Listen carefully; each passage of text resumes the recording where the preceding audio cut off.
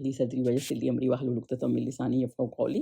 رب زدنی علما اللہم فقہنی فی الدین۔ چلیں جی، آج ہم سورہ آل عمران کی آیہ نمبر 92 کو دیکھ رہے ہیں کہ اس میں اللہ تعالیٰ نے کیا فرمایا ہے۔ لن تنالوا البر، یہ جز 4 بھی ہم شروع کر رہے ہیں۔ لن تنالوا البر حتی تنفقوا مما تحبون، یعنی کہ تم نیکی کو تب تک پا نہیں سکو گے، لن ہے نا مطلب نہیں پا سکو گے۔ لن تنالوا البر، مومنوں کو کہا جا رہا ہے کہ جب تک تم ان چیزوں میں سے جو تمہیں عزیز ہیں،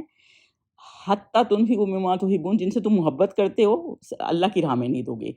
اور آگے کیا ہے، وما تنفقوا من شیء فإن اللہ بہ علیم، اور جو تم خرچ کرتے ہو، جو بھی تم چیز خرچ کرتے ہو، اللہ تعالیٰ اس سب چیز سے واقف ہے، اس کو جانتا ہے، اس چیز کا علم رکھتا ہے۔ تو بیسیکلی اس آیت میں ہمیں یہ اللہ تعالیٰ نے بتایا کہ نیکی کو تم نہیں پا سکتے جب تک کہ اپنی پسندیدہ چیز نہیں دو گے۔ یہ نہیں کہ ہم جس طرح کرتے ہیں کہ جو چیز ہم خود یوز نہیں کرتے، جو ہمارے لیے ایکسٹرا ہوتی ہے، وہ ہم لوگوں کو دے دیتے ہیں اور خود پسندیدہ چیز رکھ دیتے ہیں۔ پسندیدہ چیز ہم نہیں ہمیں دینی ہے اللہ کی راہ میں، کیونکہ دیکھیں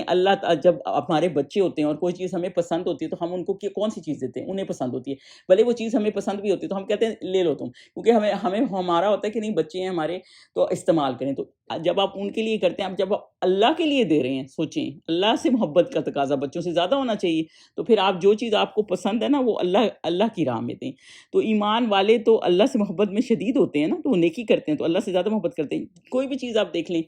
کیش ہے یا آپ کوئی بندہ اتنا بخیل ہے کہ پیسہ اس کو بہت پیارا ہے، وہ نہیں دینا چاہتا تو وہ خرچ کرے، کچھ کو جو بھی چیز آپ کو بہت زیادہ کوئی پراپرٹی ہے، کچھ ہے، وہ اللہ کی راہ میں دے دے۔ حضرت ابراہیم علیہ السلام کا دیکھیں کیا طریقہ تھا، انہوں نے ایک خواب ہی دیکھا تھا نا حضرت اسماعیل کا، تو انہوں نے پھر کوئی ہیلے بہانے نہیں کیے، اولاد کتنی پیاری ہوتی ہے، تو اسی کو اللہ کی راہ میں دینے کے لیے چل پڑے۔ جب صحابہ نے یہ آیت سنی نا، تو ابو طلحہ کا ایک باغ تھا جو مسجد نبی کے بالکل سامنے تھا، اور اس میں کنواں بھی تھا جہاں حضور صلی اللہ علیہ وسلم کبھی تشریف لاتے تھے اور وضو بھی کرتے تھے۔ سوچے کتنی برکت بات تھی، اور وہ بہت بھرا ہوا باغ تھا۔ تو انہوں نے جب یہ آیت سنی تو انہوں نے کہا، یا رسول اللہ صلی اللہ علیہ وسلم، مجھے یہ باغ سب سے زیادہ پسند ہے، تو میں یہی باغ اللہ کی راہ میں صدقہ کرنے کو دیتا ہوں۔ جیسے سمجھے کہ آپ کوئی بہت ہی ہائی کلاس ٹائم اسکوائر میں کوئی بلڈنگ ہے آپ اس کے مالک ہیں اور آپ نے وہ اللہ کی راہ میں دے دیجیے، مطلب انہوں نے سب سے پسندیدہ چیز دے دی۔ اور جو حدیث میں کیا ہے کہ مومن ہی نہیں جو بھائی کے لیے، وہ بندہ مومن ہی نہیں، اس کا مفہوم اس طرح ہے، وہ بندہ مومن ہی نہیں جو بھائی کے لیے پسند نہ کرے جو اپنے لیے پسند کرے۔ تو اس لیے جو چیز آپ کو خود پسند ہو وہی دوسروں کے لیے بھی رہیں، یعنی کہ آپ نے یہ سوچیں کہ کوئی بھی چیز آپ اللہ کی راہ میں دے رہے ہیں تو آپ نے آخرت میں اپنا فائدہ کرنا ہے نا، تو پرماننٹ جگہ کے لیے آپ اس کو سیو کر رہے ہیں، ایکچولی وہ تو آپ کی سیو ہوئی ہے نا۔ تو یہ اس چیز کو ایسے سمجھیں، سپوز کسی کے پاس وقت نہیں ہے، صرف یہ چیزوں میں نہیں آتا، وقت ہے اگر، تو نیکی وہ اگر آپ کے پاس وقت نہیں ہے لیکن آپ نے دین کے لیے کچھ وقت پھر بھی نکالا ہوا ہے، صرف اس وجہ سے کہ اللہ آخرت میں ہمیں جو اس کا اجر ملے گا آخرت کی وجہ سے، تو پھر آپ کو اللہ تعالیٰ اس کا اجر دے گا۔ تو یہ آپ کے لیے وہ وقت قیمتی ہے، تو مطلب اس بندے کے لیے وقت قیمتی تھا لیکن اس نے کیا ہے۔ اور بہترین صدقہ جو ہے وہ رشتہ داروں کو دینا ہے۔ دیکھیں رشتہ داروں کے ساتھ کتنے مسئلے مسائل ہوتے ہیں، تو وہ پھر بھی ان کو اگر ضرورت ہے تو آپ ان کی مدد کریں۔ تو اسی طرح حضرت عبداللہ بن عمر تھے، تو وہ کہتے تھے کہ مجھے ایک لونڈی انہیں بہت پسند تھی، اور انہوں نے وہ جیسے یہ آیت سنی انہوں نے آزاد کر دی۔ انہوں نے کہا کہ میں کیونکہ اللہ تعالیٰ نے کہا ہے نا پسندیدہ چیز دیتے ہیں، تو اس وقت کا یہ معاملہ تھا نا۔ لیکن اب کی جیسے چیزیں، پراپرٹی سے، زیور سے، پیسے سے، ان چیزوں سے لوگوں کو بہت محبت ہے کیونکہ دنیا سے محبت ہے، تو اللہ تعالیٰ بھی جانتا ہے کہ آپ کس درجے کی چیز دے رہے ہیں صدقے میں۔ تو جب صدقے میں کوئی چیز دیں نا تو وہ اس درجے کی دیں کہ جو آپ کی پسندیدہ اور جو دینے کے لائق ہو، یہ نہیں کہ جو آپ نے فالتو کی ہے وہ دے دیا، نہیں، اجر آپ کو اس کا، ایسا نہیں کہ وہ چیز نہیں دینی، اجر اس کا بھی مل جائے گا، لیکن اللہ تعالیٰ یہ علم رکھتا ہے کہ بندے نے کس قدر قربانی دی ہے، تو دیکھیں جتنا آپ ایفرٹ کریں گے اتنا زیادہ آپ کو اجر ملے گا۔ تو یہ اللہ تعالیٰ اور اس کا علم رکھتا ہے، اور اس اپنی پسندیدہ چیز دینی ہے، نیکی وہ ہے۔ آیہ نمبر 93 پہ چلیں جی۔ اور اللہ تعالیٰ نے بنی اسرائیل کے لیے کہا ہے کہ بنی اسرائیل کے لیے تورات کے نازل ہونے سے پہلے کھانے کی تمام چیزیں حلال تھیں بجزان کے جو یعقوب نے خود اپنے اوپر حرام کر لی تھی۔ اب مسئلہ یہ تھا کہ آیہ 93 اور 96 میں نا بنی یہودیوں کے اعتراضات کے جواب دیے جا رہے ہیں، جس میں انہوں نے کچھ یہ سوال پوچھے تھے کہ یہ نبی تو کہتے ہیں کہ ہم ابراہیم کے طریقے پہ ہیں، اور کیونکہ اونٹ کا گوشت اور دودھ ان کے ٹائم پہ تو جیسے حرام تھا، اور اب یہ کھاتے ہیں اونٹ کا گوشت بھی اور دودھ بھی۔ تو اس کا جواب اللہ تعالیٰ اس طرح دے رہے ہیں کہ بنی اسرائیل کے ان میں ہر چیز حلال تھی، کوئی چیز حرام نہیں تھی، لیکن حضرت یعقوب علیہ السلام کو کوئی مسئلہ تھا ہیلتھ وائز، تو انہوں نے اونٹ کے گوشت سے تو پھر انہوں نے اپنے اوپر حرام اس طرح کر لیا تھا کہ وہ نہیں کھاتے تھے، کہ ان کو سوٹ نہیں کرتا یا ان کی کوئی طبیعت خراب ہو جاتی تھی، وہ کسی حکیم کے مشورے سے ہو سکتا ہے اس طرح ہو کہ آپ یہ گوشت نہ کھائیں. جیسے آج بھی کہہ دیتے ہیں کہ آپ کو کولیسٹرول زیادہ ہو جائے گا آپ بیف نہ کھائیں. اس کا یہ مطلب نہیں کہ آپ نے گائے کو اپنے اوپر حرام کر لیا, یہ کہ آپ اپنی ہیلتھ کے لیے خیال کرتے ہیں. تو جس کی وجہ سے کیونکہ حضرت یعقوب نہیں کھاتے تھے تو پھر انہوں نے وہ پوری جو ہے ایسے کر دیا کہ ہم حضرت یعقوب حضرت ابراہیم کے پوتے ہیں,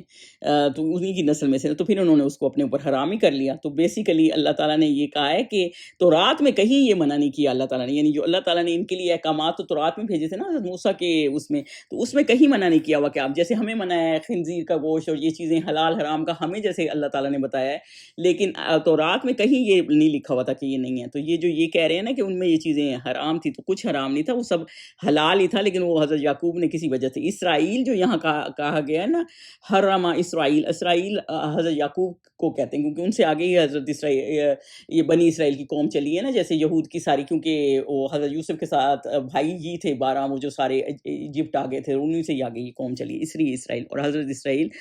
اسرائیل جو ہے وہ ان کا لقب تھا حضرت یعقوب علیہ السلام کا. اور آگے کیا کہا گیا ہے, قل فاتو, کہہ دو کہ اگر سچے ہو تو تورات لاؤ, یعنی تورات لاؤ اور اسے پڑھو, یعنی اگر ان کنتم صادقین, اگر تم سچے ہو, یعنی تورات لے کر آؤ اور پڑھو اگر تم سمجھتے ہو کہ اس میں لکھا ہوا ہے کہ گوشت حرام ہے. مطلب دلیل سے بات کریں نا, آپ کو جیسے ہوتا ہے کہ قرآن میں کوئی چیز حلال حرام کا, تو آپ بھی کہہ سکتے ہیں, جیسے بہت سے اسکالرز آتے ہیں ہمیں سمجھ نہیں آ رہی ہوتی کہ وہ صحیح کہہ رہے ہیں کہ غلط, تو آپ پھر ان کو کہتے ہیں کہ قرآن و حدیث سے کوئی دلیل لائیں, سرٹیفائڈ ہے کہ نہیں, حدیثیں چیک کریں. آج کل بہت سی انٹرنیٹ پہ اس چیز کا بہت خیال کیا کریں کہ بہت سی احادیث آ جاتی ہیں جو سرٹیفائڈ نہیں ہوتی, جو ان کو چیک کرنا چاہیے کہ بخاری میں ایسی حدیث ہے بھی کہ نہیں, تو وہ اس وجہ سے. اور اسی طرح اگر قرآن سے کوئی کہہ رہا ہے کہ قرآن میں, تو چیک کریں کہ قرآن میں ہے کہ نہیں. اور اسی طرح اللہ تعالیٰ کہہ رہا ہے اگر سچے ہو تو لے کے آؤ تورات, اس میں تو کچھ اللہ تعالیٰ نے ایسے لاز نہیں دیے, کیونکہ لاز اور احکامات تو تورات میں تھے. آیہ نمبر 94 میں چلیں, اور پھر آگے کیا ہوا, جو اس کے بعد بھی خدا پر جھوٹ افترا کرے, یعنی کہ اللہ الکاذبہ من بعد ذالک فاولئک هم ظالمون, اس کے بعد بھی جو ہم الظالمون, جو اس کے بعد بھی اللہ تعالیٰ پہ جھوٹ کرے, یعنی علم ہو جس کو, جس نے تورات پڑھی ہو, تو وہ لوگ ظالم ہی ہیں. یعنی کہ آپ کو پتہ بھی ہے ایک چیز قرآن میں نہیں, ایک مثال اس طرح دے رہی ہوں, اور پھر آپ کہیں نہیں قرآن میں ہے, تو پھر یہ ظلم ہی ہے نا, جھوٹ بول کے لوگوں کو یقین دلا رہے ہیں. اور اسی طرح ان کو پتہ بھی تھا کہ یہ تورات میں نہیں ہے یہ, پھر بھی وہ ایسے جھوٹ بول کے مسلمانوں کو یہ کہہ رہے ہیں کہ یہ تو حضرت ابراہیم کے اس پہ ہے ہی نہیں طریقہ کار پہ, اور حالانکہ بالکل اسی کے طریقہ کار پہ ہیں. اور ابھی ہم نے پچھلی آیتیں بھی پڑھی ہیں کہ ایک نبی جب نئے آتے ہیں تو پچھلوں کی وہ تصدیق بھی کرتے ہیں. آیہ نمبر 95 پہ چلیں, کہہ دو قل صدق اللہ, کہہ دو کہ اللہ نے سچ فرمایا ہے, بس دین ابراہیم کی پیروی کرو جو سب سے بے تعلق ہو کر ایک اللہ کے ہو رہے تھے اور مشرکوں سے نہیں تھے. اور پھر اللہ تعالیٰ یہ فرما رہے ہیں کہ اللہ نے سچ کہا ہے, اور حضرت ابراہیم کے طریقہ جو تھا وہ یکسو تھا, یعنی کہ حنیف تھے نا, وہ بالکل حنیف کا یہ تھا کہ بالکل سیدھے وہ چلتے تھے, جو اللہ کے احکامات تھے نا ویسے کے ویسے عمل کرتے تھے, کوئی اپنی مرضیاں نہیں چلاتے تھے, اور یہ چیزیں ان میں حلال بھی تھیں اور انہیں کے چلو, اور وہ مشرک نہیں تھے, یعنی کہ جو مشرکین کہتے تھے نا ہم ان کے طریقے پہ تھے, اور وہ سارے, اور یہ تو بتوں کی پوجا کرتے تھے, وہ کیا بتوں کی پوجا کرتے تھے نعوذ باللہ, تو وہ مشرک نہیں تھے. یہ اللہ تعالیٰ کہہ رہے ہیں کہ وہ تو اللہ کی عبادت کرنے والے تھے اور حنیف تھے بالکل. 96 پہ چلیں, پہلا ان اولا بیتم, یعنی پہلا گھر جو لوگوں کی عبادت کرنے کے لیے مقرر کیا گیا تھا وہی ہے جو مکے میں ہے, جو مکے میں بی بکہ ہے نا, بی بکہ تھا, یہ مکہ کو پہلے بی بکہ بھی کہا گیا یہاں پہ, جو مکے میں ہے, اور بابرکت, اور جہاں کے لیے موجب ہدایت ہے, اور جہاں کے لیے موجب ہدایت ہے. تو اس میں اللہ تعالیٰ یہ فرما رہے ہیں کہ دوسرا اعتراض 96, پہلا انہوں نے اعتراض 93 آیا میں کیا تھا نا, اور اب 96 میں دوسرا اعتراض یہودیوں کا یہ تھا کہ نبیوں کا قبلہ تو پہلے بیت المقدس تھا, تو مسلمان بھی اسی طرح پڑھتے تھے, اور اب قبلہ کیوں چینج ہو گیا, جو ہم نے سورہ بقرہ میں تفصیل سے پڑھا ہے کہ کیسے قبلہ چینج ہوا اور کیا ہوا. تو اس کا جواب اللہ تعالیٰ نے دیا ہے, جو پہلا گھر بنایا تھا نا اللہ تعالیٰ نے, تو وہ تھا مکہ حرم ہی تھا, اور یہ حضرت آدم علیہ السلام سے تفاسیر میں آتا ہے 2000 سال پہلے کعبہ تعمیر ہوا تھا, جو کہ فرشتوں نے بنایا تھا, پھر حضرت آدم نے بنایا, اور اس کے بعد جو ہے, اور دیکھیں اس کا بابرکت ہے, اللہ تعالیٰ نے یہ کہا ہے نا مبارکم, بابرکت کیوں ہے, اور اس جگہ کو اللہ تعالیٰ نے, سوچیں اس وقت بیت المقدس تو نہیں بنا تھا, کیونکہ ایک حدیث پاک کا مفہوم اس طرح ہے کہ جب صحابیوں نے حضور صلی اللہ علیہ وسلم سے پوچھا نا کہ پہلے کون بنا, تو کون سا گھر بنایا ہے اللہ کا, تو حضور صلی اللہ علیہ وسلم نے فرمایا کہ یہ اللہ کا گھر مکہ میں جو حرم ہے وہ, اور اس کے بعد مسجد اقصی بیت المقدس بنا ہے, اور ان دونوں میں 40 سال کا فاصلہ ہے. تو یہ بہت اتھینٹک حدیث ہے. اور اس کے بعد بابرکت کس طرح ہے, دیکھیں ایک نماز پڑھیں تو اس کا 1 لاکھ کا اجر ہے, حج آپ اس کا کریں تو ایسے ہو جاتے ہیں آپ جیسے بندہ بالکل نیا پیدا ہوا ہو, اور ماں کے پیٹ سے بالکل اس کے سارے گناہ معاف ہو جاتے ہیں، اور یہاں آ کے رہنمائی کا گھر ہے، اوپر سے یہاں پہ اتنی زیادہ سیفٹی ہے، آپ کسی کو وہ نہیں کر سکتے، مار نہیں سکتے، مطلب یہاں نہ آپ کسی جانور کا شکار کر سکتے ہیں۔ اور دوسری بات یہ کہ یہ گھر سب سے پہلے فرشتوں نے بنایا، اور اس کے بعد حضرت آدم اور حوا نے یہ کعبہ بنایا، پھر نوح علیہ السلام کے طوفان کے بعد یہ گھر گر گیا، پھر حضرت ابراہیم اور حضرت اسماعیل نے تعمیر کیا، جو ہم نے پڑھا ہے، پھر دوبارہ گر گیا، پھر قبلہ جرہم نے اس کو تعمیر کیا، پھر گرا، پھر ملیکہ نے اس نے تعمیر کیا، پھر گرا تو قریش نے، پھر وہ یاد نہیں ہمیں جب حجر اسود کا واقعہ ہوا تھا کہ حضور صلی اللہ علیہ وسلم کو انہوں نے کہا کہ آپ حجر اسود رکھ دیں، تو قریش نے پھر اس کو تعمیر کیا، اور جب اس کو تعمیر کیا نا، اس وقت تک یہ جو حتیم تھا نا، یہ اس کے اندر ہی تھا۔ تھوڑی سی اس کی ہسٹری آپ کو بتا دیتی ہوں، وہ خانہ کعبہ کے اندر ہی تھا، لیکن جب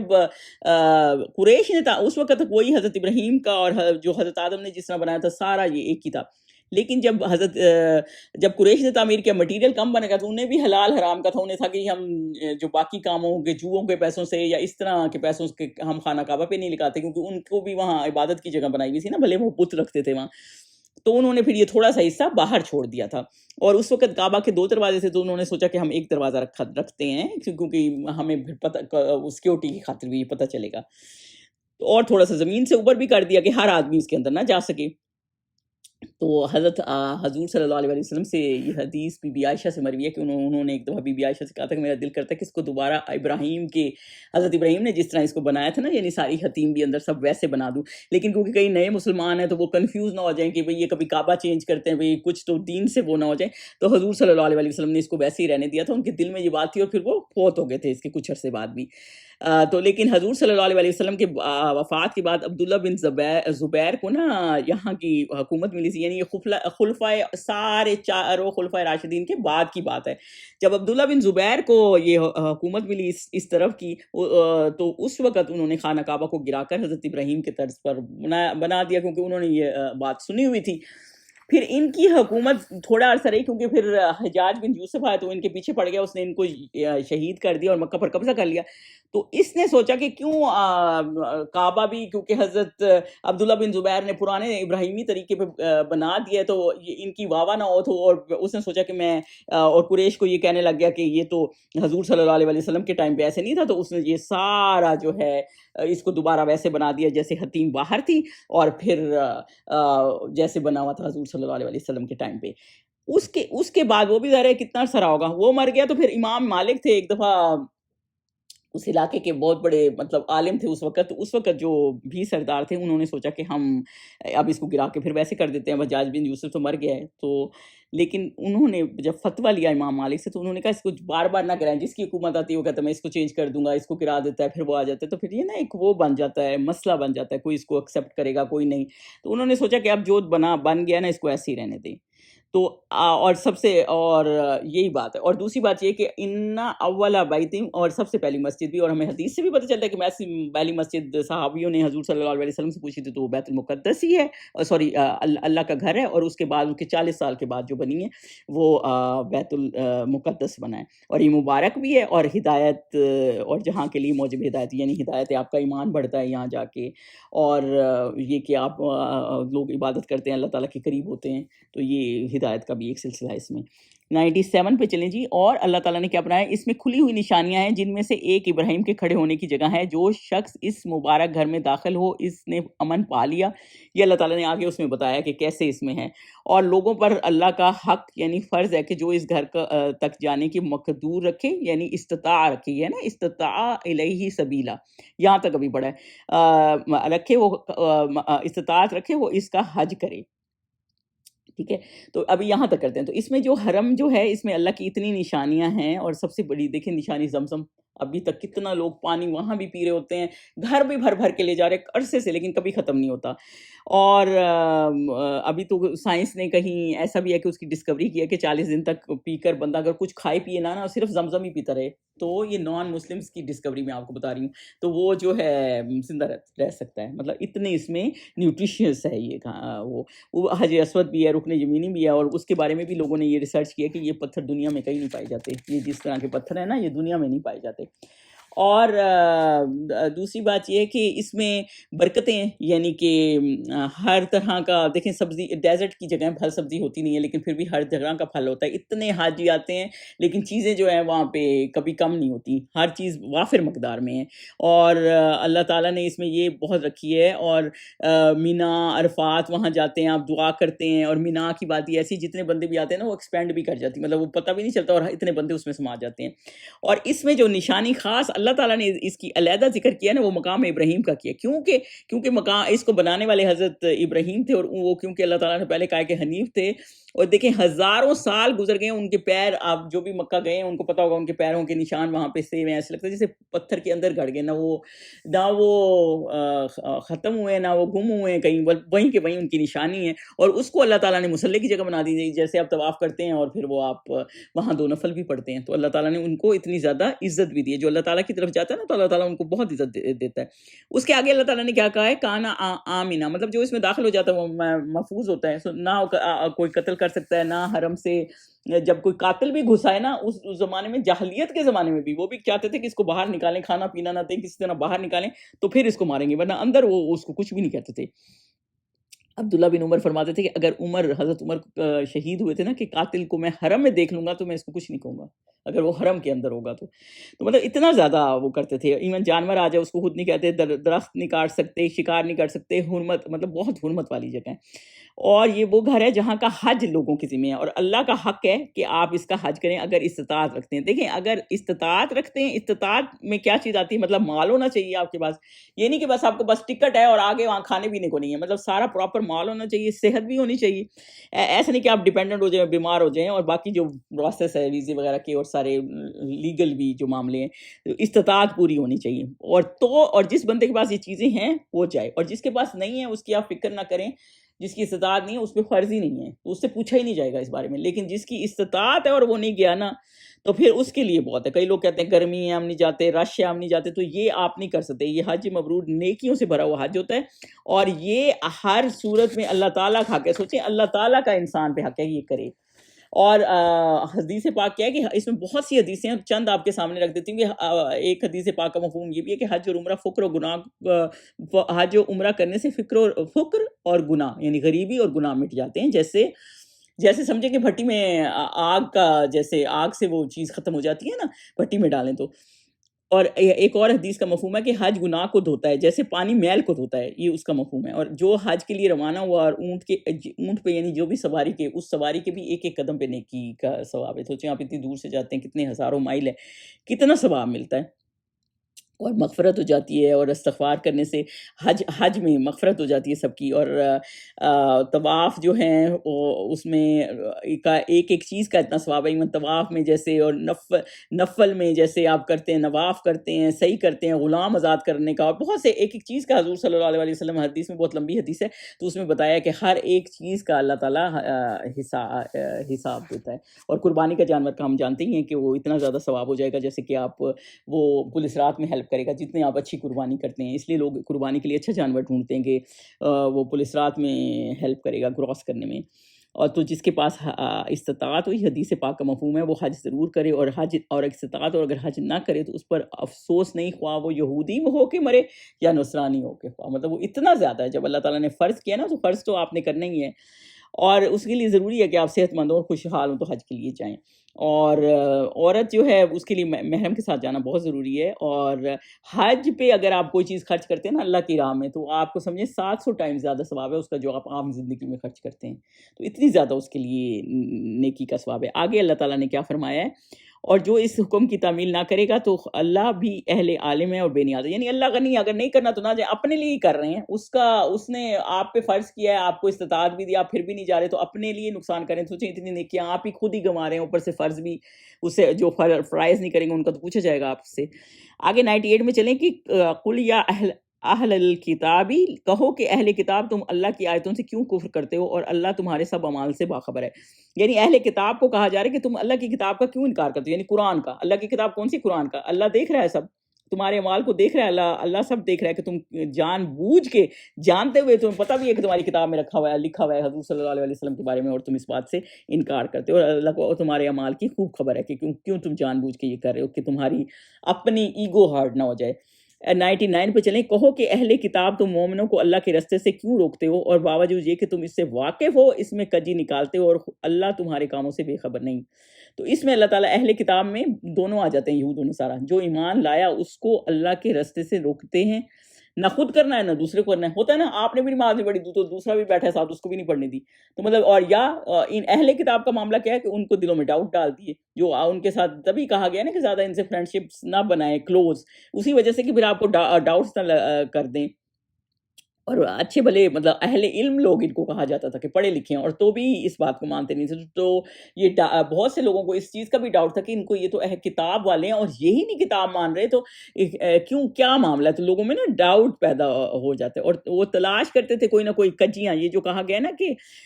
باوجود یہ کہ تم اس سے واقف ہو اس میں کجی نکالتے، کوئی نہ کوئی کجی، کوئی نہ کوئی شک پیدا کر دیتے ہیں، بھائی یہ 4 شادیاں کیوں مسلمانوں کو آج کل ہم دیکھیں تو جیسے 4 شادیاں کیوں الاؤڈ ہیں، یا یہ عورت کا آدھا حصہ کیوں ہے؟ ہر چیز میں اللہ تعالیٰ کی حکمت ہے، لیکن وہ اس حکمت کو نہیں سمجھیں گے نا، تو وہ بس کوئی نہ کوئی بات اس طرح کی نکال دیں گے۔ اور آگے کیا، آگے اللہ تعالیٰ نے کیا کہا ہے کہ اللہ تعالیٰ ہر چیز کو جانتا ہے، ہر چیز کو ہر چیز کا معلوم ہے، اللہ تعالیٰ کسی سے بھی غافل نہیں، کسی کے عمل سے بھی غافل نہیں کہ تم کس طرح چل رہے ہو، کیونکہ آخر کو تو ڈے آف ججمنٹ میں آنا ہے اور ہر کسی نے اپنے اعمال کا جواب خود دینا ہے۔ آیا نمبر 100 پہ چلتے ہیں جی، کہ یا ایھا الذین آمنوا ان تطیعوا فریقا من الذین اوتوا الکتاب، یہ اللہ تعالیٰ اس میں فرما رہے ہیں کہ مومنو اگر تم اہل کتاب کے کسی فریق کا کہا مان لو گے تو وہ تمہیں ایمان لانے کے بعد کافر بنا دے گا، بعد ایمانکم کافرین، یعنی اگر اب ایمان والوں سے اللہ تعالیٰ یہ کہہ رہے ہیں کہ ایک گروہ کو، کسی فریق کو کیسے کہا گیا ہے؟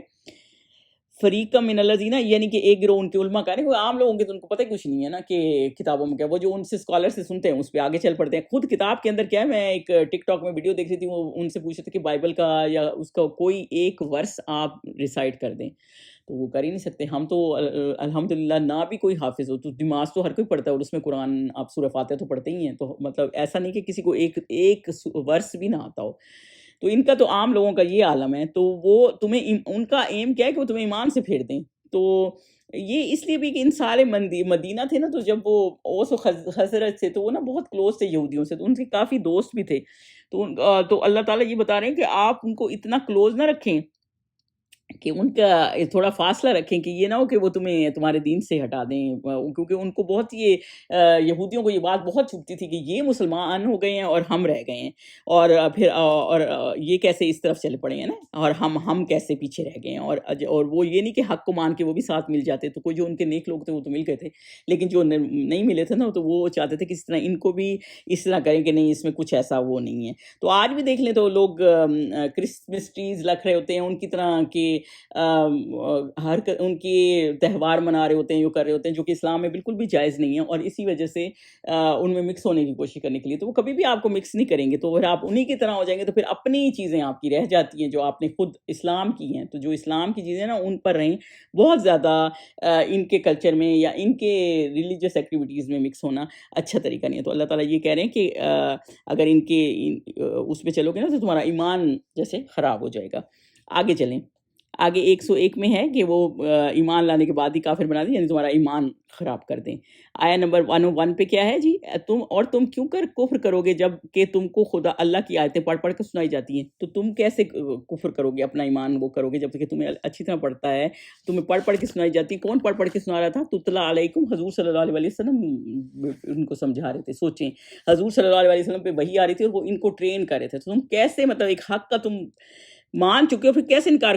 کرو گے، اور تم میں اس کے پیغمبر موجود ہیں، اور اوپر سے تمہارے اندر اللہ تعالیٰ نے رسول رکھے ہوئے ہیں، حضور صلی اللہ علیہ وسلم ہیں۔ تو اللہ تعالیٰ یہ کہہ رہے ہیں کہ قرآن و حدیث سے جڑو، جو قرآن و حدیث سے جڑے گا نا، وفیکم رسول، یعنی جو اللہ اور اللہ کے رسول کی مانے گا تو وہ دھوکہ نہیں کھا سکے گا، وہ صحیح حق برے گا۔ اور جس نے اللہ کی ہدایت کی رسی کو مضبوطی سے پکڑ لیا، اللہ کی ہدایت کی رسی کون سی ہے؟ وہ سیدھے رستے پر، یعنی وہ صراط مستقیم پہ رہا، مضبوطی سے کس کو پکڑ لیا؟ اللہ کے کلام کو، یعنی کہ قرآن کو۔ حضور صلی اللہ علیہ وسلم بھی کیا سمجھا رہے تھے؟ اللہ کا کلام ہی سمجھا رہے تھے۔ تو ہدایت کی رسی، تو وہ سیدھے رستے پہ رہے گا، یعنی سیدھے رستے پہ چلنے کے لیے اللہ سے جڑنا پڑے گا، اور جب حضرت اکرمہ قرآن پڑھتے تھے نا تو روتے تھے کہ میرے رب کا کلام ہے. تو بیسیکلی آپ کو سازشیں نہیں کرنی، آپ کو اللہ سے جڑنا ہے. جب آپ اللہ کی رسی کو پکڑیں گے تو پھر آپ کو اللہ تعالیٰ اپنے ساتھ رکھے گا، اپنے قریب رکھے گا، تو پھر آپ سیدھے رستے پہ رہیں گے. اگر آپ قرآن کو سمجھیں گے ہی نہیں، پڑھیں گے نہیں، پھر کوئی آپ سے کہتا ہے کہ قرآن میں کہاں لکھا ہے یا کیا لکھا ہے، جب آپ نے پڑھا ہی نہیں، آپ کو سمجھ ہی نہیں ہے، تو پھر آپ کیسے لوگوں کو جواب دے سکیں گے، یا کس چیز کو کیسے اپنے آپ کو جسٹیفائی کریں گے، یا اپنے آپ کو پتہ ہو کہ اس میں کیا لکھا ہے. تو اس بات کو اللہ کی کتاب سے جڑیں گے، اس کو سمجھیں گے قرآن و حدیث کی روشنی میں، تو پھر آپ کو ہر چیز نا کھلی کھلی ہوگی. تو پھر اللہ تعالیٰ آپ جب ہدایت پہ آنے کے لیے جو بندہ کوشش کرتا ہے تو اللہ تعالیٰ اس کو بھی ہدایت پہ دیتا ہے اور وہ سیدھی راہ پہ رہتا ہے. آیت نمبر 102 پہ چلیں جی. اللہ تعالیٰ فرما رہے ہیں یا ایھا الذین آمنوا اتقوا اللہ حق، اور اللہ سے ڈرو جیسا کہ اس سے ڈرنے کا حق ہے. یعنی کہ ڈرو اللہ سے، یعنی شرک سے بچو. بیسیکلی ہم پیچھے سے ان کی باتیں کر رہے تھے نا کہ تمہیں قرآن سے سیدھے رستے سے ہٹا دیں گے جو ان زیادہ اہل کتاب کے پیچھے چلے گا. تو جو اللہ سے ڈرو اور یعنی کہ شرک سے بچو. ہر وہ چیز جو اللہ کو ناپسند ہے وہ مطلب ہم نے نہیں کرنی. تو یہ تو ایک بیسٹ لیول ہے. اور اللہ کی یاد میں جب دل آباد رہتے ہیں نا تو پھر آپ ہر اس چیز سے بچتے ہیں جو اللہ کو ناپسند ہے. اور آگے کیا ہے، جیسا کہ اس سے ڈرنے کا حق ہے، اور مرنا تو مسلمان ہی مرنا. اور اس میں دیکھیں اللہ تعالیٰ نے ایمان سے کہا ہے کہ تو تقوی رکھو جیسے کہ حق ہے. اور صحابہ سے پوچھا نا یہ کیسے ہوگا کہ اللہ کا حق کیسے ادا ہوگا، تو آپ صلی اللہ علیہ وآلہ وسلم کہتے تھے کہ اللہ تعالیٰ کی عبادت اور بندگی جب ہوگی نا تو پھر، اور اس پر تغابن کی ایک آیت نازل ہوئی جس میں یہ کہ اتنا ڈرو جتنا کہ اللہ تعالیٰ کا حق کیسے، جتنی کی استطاعت ہے. ایسے کہ مطلب آپ اپنی طرف سے پورے ایفرٹ کر لیں. بیسیکلی اس میں اس آیت میں یہ کہ اللہ سے ڈرو، اور جب سورہ تغابن کی آیت میں بھی یہی ہے نا کہ آپ جتنی آپ کی کوشش ہے پوری کریں، آپ اپنی کوشش پوری کریں. باقی اللہ کا مطلب یہ ہے کہ ویسے تو اللہ کا حق کوئی بھی ادا نہیں کر سکتا، لیکن یہ کہ پھر اللہ تعالیٰ یہ دیکھے گا کہ آپ نے اپنی جتنی اللہ تعالیٰ نے آپ کو ہمت دیا، آپ نے پوری وقت اپنا ٹائم ویسٹ نہیں کیا، پوری چیزیں اپنی کوشش پوری کر لیے، اور اس کے بعد آپ جو ہے اور مسلمان مرنا کتنا ضروری ہے. مطلب دین اللہ تعالیٰ نے آپ کو اتنا پیارا دیا اور اس دین کے اوپر مرے. اور یہ دعا کرنی چاہیے کہ اللہ ہمارے دین کی حفاظت کرے. اور ایک فرشتہ جو ہے مسلسل اللہ تعالیٰ کو سجدے میں ہے، اور قیامت کے دن جب سر اٹھائے گا نا پھر بھی کہے گا یا اللہ تیرا حق ادا نہیں ہوا، کیونکہ وہ تو وہاں آسمانوں پہ اور وہ دیکھ رہا ہے، تب بھی وہ کہے گا. تو سوچیں اللہ کا حق ہم ادا نہیں کر سکتے، لیکن دل میں جب خوف ہوتا ہے نا تو پھر آپ اللہ کا شکر بھی ادا کرتے ہیں، اللہ کی اطاعت بھی ہر چیز میں کرتے ہیں، اور ہمیشہ اللہ کا ذکر بھی رکھتے ہیں. یعنی آپ کو پتہ ہے کہ اللہ کی طرف آپ نے لوٹ کے واپس جانا ہے. تو حق کا تقاتی ہی کچھ سکالر کا خیال ہے کہ یہ نہ سوچیں کہ لوگ کیا کہیں گے. آپ یہ دیکھیں کہ اللہ کا اگر کوئی میٹر آ گیا آپ کو پاس، تو آپ یہ دیکھیں کہ اللہ کا معاملہ اس میں کیا ہے. تو یہ اللہ کا حق ہے کہ مطلب آپ حق پہ چلیں. یہ نہ دیکھیں کہ اس کو اچھا نہیں لگے گا، اس کو اچھا نہیں لگے گا. جو اللہ کا فیصلہ ہے نا آپ نے وہ کرنا ہے. یعنی آپ نے آپ کو محفوظ رکھنا ہے. اور موت جب آئے گی تو آپ دل میں مسلمان مریں. تو یہ اللہ تعالیٰ سے دعا کریں کہ زندگی آپ جیسے بھی گزاریں، جس حال میں جب موت ہو نا تو پھر اس حالت میں ہوں کہ آپ مسلمان ہوں. یعنی مسلم کا مطلب کیا ہے، اللہ کے فرما بردار ہوں. یہ آیت جو ہے نا خطبے میں بھی پڑھی جاتی ہے. یعنی اللہ سے ڈرو. یعنی جب اس معاملے میں بھی جب لوگ شادیاں کر رہے ہوتے ہیں اس وقت وہ پڑھتے ہیں نا کہ اللہ سے ڈرو جیسے اللہ کا ڈرنے کا حق ہے، اور مسلمان مرو، یعنی مسلمان طریقے پہ. تقویٰ جو ہے اور دل میں ہوتا ہے. اور اس لیے بہتر ہے کہ اللہ ہر چیز کا فیصلہ کرنے سے پہلے آپ کو سمجھ ہوگی، جب آپ قرآن سے خود کو جوڑیں گے تو آپ کو پتہ ہوگا کہ ہم نے کیا کرنا ہے. اور ہر چیز کو کچھ کرنے سے پہلے آپ یہ دیکھیں کہ ہم اللہ کا احکامات کیا ہیں. تو یہ اللہ کا حق ہے کہ آپ اس کو اس طرح سے ادا کریں. 103 میں کیا ہے جی، وَاعْتَصِمُوا بِحَبْلِ اللَّهِ جَمِيعًا. اور اللہ تعالیٰ یہ کہہ رہے ہیں اور سب مل کر اللہ کی ہدایت کی رسی، حبل اللہ ہے نا، کو مضبوط پکڑے رہنا اور متفرق نہ ہونا. تو اس میں اللہ تعالیٰ سارے مسلمانوں سے یہ کہہ رہے ہیں کہ اللہ کی رسی کو مضبوطی سے پکڑو. اور اللہ کی رسی کیا چیز ہے؟ اللہ کی رسی یہ قرآن اور سنت ہے. تو اس کو مضبوطی سے پکڑ کے رکھو. تو ایک دفعہ حضور صلی اللہ علیہ وسلم حجرے سے باہر نکلے تو دیکھا صحابہ باہر قرآن پڑھ رہے ہیں، سمجھ رہے ہیں. تو حضور صلی اللہ علیہ وسلم اس بات پہ بہت خوش ہوتے تھے کہ لوگ دیکھیں قرآن پڑھ رہے ہیں اور قرآن کو سمجھ رہے ہیں. اور یہ کہ رسی ہے، یہ ایک رسی، اور اسے اللہ تعالیٰ تمہارا ہاتھ اور میں دوسرے کا ہاتھ میں ہے، یعنی کہ اللہ ایک رسی آپ کے ہاتھ میں ایک اللہ کے ہاتھ میں ہے۔ تو اگر آپ قرآن سمجھ پا رہے ہیں نا، میں اب آپ کو ایک مفہوم بتا رہی ہوں کہ جب قرآن سمجھ پا رہے ہیں نا تو رسی کو مضبوط پکڑ لیا آپ نے، تو اللہ تعالیٰ کے ہاتھ میں، اور جو ہدایت کی طرف جائے گا تو پھر وہ ظاہری سی بات ہے، وہ اللہ تعالیٰ اس کو ہدایت پہ رکھے گا۔ اور متفرق نہ ہونا یعنی فرقوں میں نہ چلے جانا، اور کیونکہ قرآن اللہ کی رسی ہے نا، یہ حدیث پاک کا مفہوم ہے، آسمان اور زمین کے درمیان لٹک رہی ہے، جو چاہے اس کو پکڑ لے، یعنی کہ درمیان میں ایک رسی لٹک رہی ہے۔ ایک سرا تو ظاہر ہے آپ زمین پہ ہی ہیں، آسمان پہ تو نہیں ہیں، ہم تو زمین پہ ہی ہیں، زمین سے پکڑیں گے تو دوسرا سرا آسمان پہ ہے، تو سمجھے اللہ نے پکڑا ہوا ہے، تو اس لیے آپ پھر وہ آپ کا ایمان محفوظ رہ جائے گا۔ تو قرآن کو مضبوطی سے پکڑیں، تو وہ قرآن کے بارے میں کہا گیا ہے کہ یہ اللہ کی، سب مل کر اللہ کی ہدایت کی رسی کو مضبوطی سے پکڑو، کیونکہ یہ قرآن سے ہی ہدایت آئی ہے نا، یعنی ایسی حضور صلی اللہ علیہ وسلم نے، حدیث پاک کا مفہوم ہے کہ ایسی چیز چھوڑ کر جا رہا ہوں کہ اگر اس کو پکڑو گے تو گمراہ نہ ہوگے، اور وہ کیا چیزیں ہیں؟ وہ قرآن ہے اور سنت ہے۔ تو قرآن اور اس سے آپ کو نور، اور ہر طرح کا آپ کو آپ کے اندر نور اور سکون بھی سارا اس سے آتا ہے۔ تو اللہ تعالیٰ جو ہے حبل الورید جو ہوتی ہے نا، دیکھیں حبل الورید کیا چیز ہوتی ہے؟ وہ شہرک ہوتی ہے جو کٹ جائے تو بندہ مر جاتا ہے، اور حبل اللہ، یہاں پہ حبل اللہ کہا گیا ہے نا، تو حبل اللہ کیا ہے کہ اگر آپ قرآن سے کٹ جائیں گے نا تو سمجھے آپ کی روح مر جاتی ہے۔ اسپرچل ٹریننگ ہوتی ہے نا یہ قرآن آپ کی، تو اسپرچل ٹریننگ نہیں ہو سکے گی تو وہ مر جائے گی۔ اور تفرقے میں نہ پڑنا، یعنی جب قرآن کو چھوڑ دو گے تو فرقے بن جاتے ہیں، کوئی کہتا ہے ہم اس فرقے کے، اس فرقے، ہم ان کے پیچھے نماز نہیں پڑھتے، اس کے پیچھے نہیں پڑھتے، تو ہم نے صرف قرآن و سنت کو دیکھنا ہے، فرقوں میں نہیں بٹ جانا۔ تو اور دوسرا یہ کہ وَاذْكُرُوا نعمت اللہ، یعنی کہ اپنی اوپر جو نعمت اللہ تعالیٰ نے دی ہے نا اس کا شکر ادا کرو، اور وہ نعمت قرآن کی نعمت ہے، دین کی نعمت ہے۔ تو یہ اللہ تعالیٰ جب قرآن کی طرف آتے ہیں نا تو اللہ تعالیٰ آپ کے اندر محبت ڈال دیتا ہے، اور اس سے آپ لوگوں اور اللہ کی اس مہربانی کو یاد کرو، جب تم ایک دوسرے کے دشمن تھے، پہلے وہ آپ کو پتہ ہی ہے اوس اور خزرج دو ایک ایسے مدینہ شریف میں ٹرائب سے عرب کے جو ایک دوسرے کے دشمن تھے، اتنی جنگیں تھیں، کچھ لوگ کہتے ہیں 120 سال تک ان کے درمیان جنگ اور دشمنی چلتی رہی، اتنی زیادہ دشمنیاں تھیں۔ لیکن جب یہ یہودیوں سے اسلحہ خریدتے تھے، ان کا اسلحہ بک جاتا تھا اور آپس میں لڑتے تھے، اور جب اسلام آیا تو پھر کیا ہوا؟ وہ ایسے جڑ گئے۔ یہ جو اللہ تعالیٰ نے یہ فرمایا نا کہ یاد کرو جب تم ایک دوسرے کے دشمن تھے، اور تو اس نے تمہارے دلوں میں الفت ڈال دی، یعنی محبت ڈال دی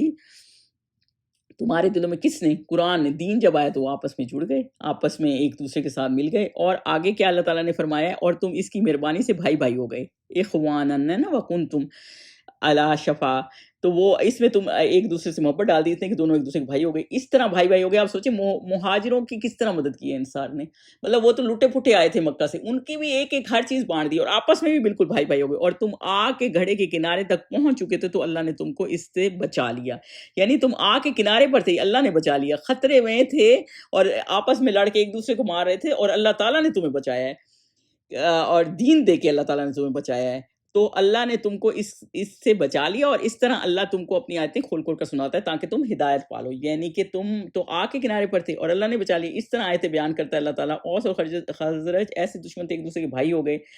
یہودیوں میں سے ایک آدمی انہوں نے ایسے رکھا ہوا تھا جو ان کو نا پرانی لڑائیاں یاد دلاتا تھا، ایسی پرانی لڑائیاں کہ وہ فلانے وقت میں تو اس نے یہ کیا تھا، اب تم اس کے بھائی بھائی بنے ہوئے، اب دوست ہوتا نہیں، جیسے وہ پرانی بات آپ کسی کے ساتھ اچھے بیٹھے ہوتے ہیں اور بعد میں ایک بندہ کہتا ہے یہ تو وہی تھا جس سے تو اس وقت تمہارے ساتھ یہ کیا، اور اب تم اس کے ساتھ بیٹھے ہو، تو بندے کو پھر غصہ چڑھنے لگ جاتا ہے کہ اس نے یہ کر دیا۔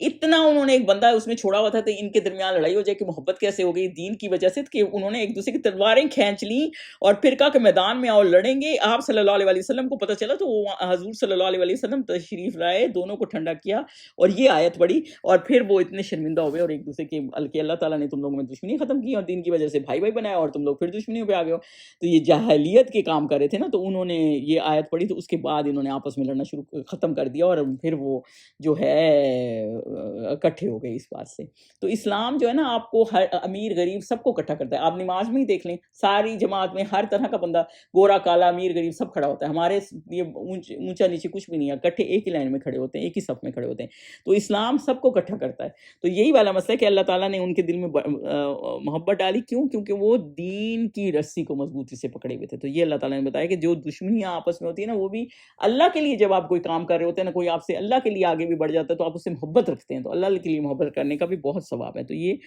لعلکم تہتدون، یہ اللہ تعالیٰ یہ آیتیں سناتا ہے اور آپ کو کھول کھول کے دیتا ہے تاکہ تم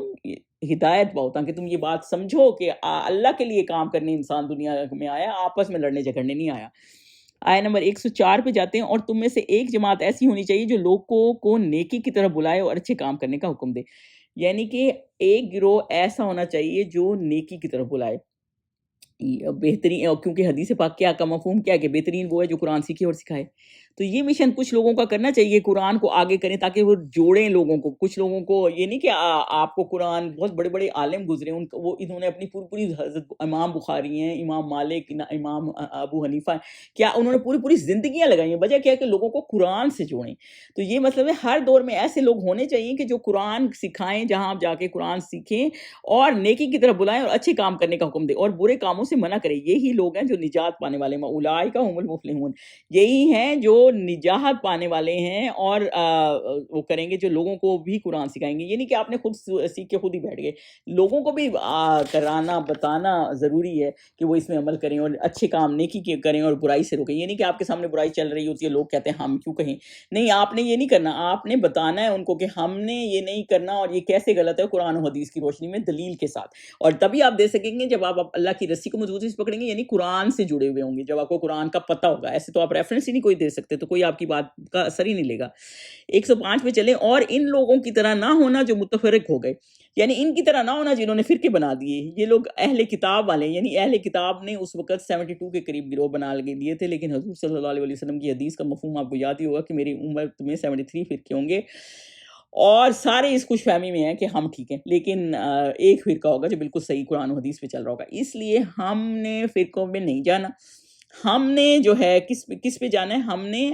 اس پہ جانا ہے کہ اللہ قرآن و سنت پہ کیا ہے، جو حضور صلی اللہ علیہ وسلم ہمیں سکھا گئے ہیں، جو اللہ کی کتاب میں لکھا ہے، ہم نے اسی طرح جانا ہے. ان کی طرح نہ ہونا، متفرق ہو گئے ہیں، جو متفرق ہو گئے ہیں، فرقوں میں چلے گئے اور احکام بیان آنے کے بعد ایک دوسرے سے اختلاف کرنے لگے ہیں اور ایک دوسرے سے اختلاف کر رہے ہیں. دیکھیں، ایک اختلاف اس طرح کا ہوتا ہے جیسے صحابہ کرتے تھے کہ وہ کوئی بات ہے تو انہوں نے پوچھی اس پہ، لیکن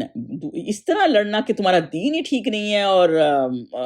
مسلک الگ، مسجدیں الگ، ایک دوسرے کے پیچھے نماز نہیں پڑھ رہے، اس طرح بالکل فرقے بنا دینا پورا دین کا دین، وہ کہیں یہ کافر ہیں، وہ کہیں وہ کافر ہیں، اس طرح فرقے نہیں بنانے، اس طرح کا اختلاف نہیں کرنا.